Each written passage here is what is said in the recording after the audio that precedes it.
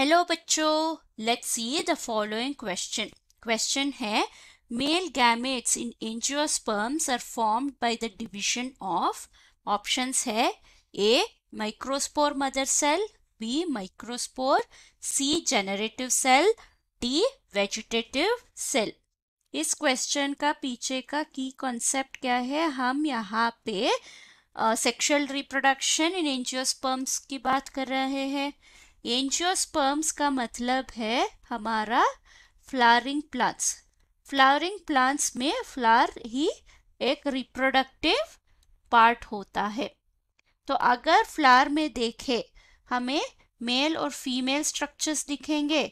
Mail structure को हम androecium बोलेंगे, एंड्रीशियम बोलते हैं, और फीमेल स्ट्रक्चर को गाइनीशियम बोलते हैं। तो यहाँ पे हम क्वेश्चन में मेल गैमेट्स के फॉर्मेशन के बारे में बात कर रहे हैं, तो हमारा कंसंट्रेशन अभी एंड्रीशियम के बारे में होगा। सो एंड्रीशियम में इंडिविजुअल यूनिट्स को स्टेमेन कहा जाएगा। स्टेमेन में दो पार्ट्स होंगे, एक है फिलामेंट और एक है हमारा एंथर।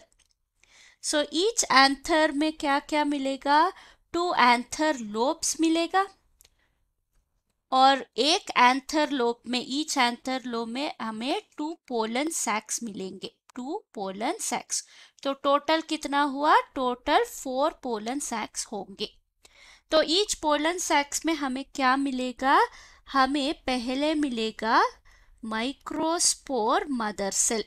ये है हमारा मेल गैमेट का इनिशिएटिंग पॉइंट।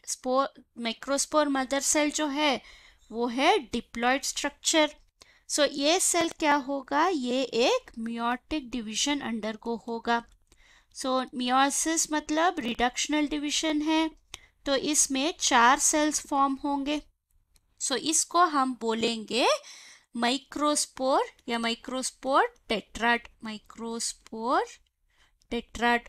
सो मियोटिक डिवीजन है तो माइक्रोस्पोर का प्लॉइडी हैप्लॉइड हो जाएगा। तो अभी हम एक सिंगल माइक्रोस्पोर के बारे में बात करेंगे। ये सिंगल माइक्रोस्पोर क्या होगा?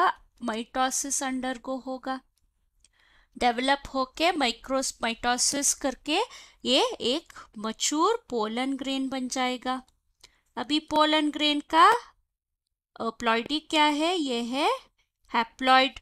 पोलन ग्रेन के अंदर हमें 2 सेल्स मिलेंगे, 2 तरीके का। एक है स्मॉल और स्मॉल सेल, इसमें लार्ज न्यूक्लियस होगा। एक है लार्ज सेल। ऊपर का जो सेल है उसका नाम है वेजिटेटिव सेल, वेजिटेटिव सेल है। नीचे का सेल का नाम है जेनरेटिव सेल। सो इसमें क्या है डिफरेंस?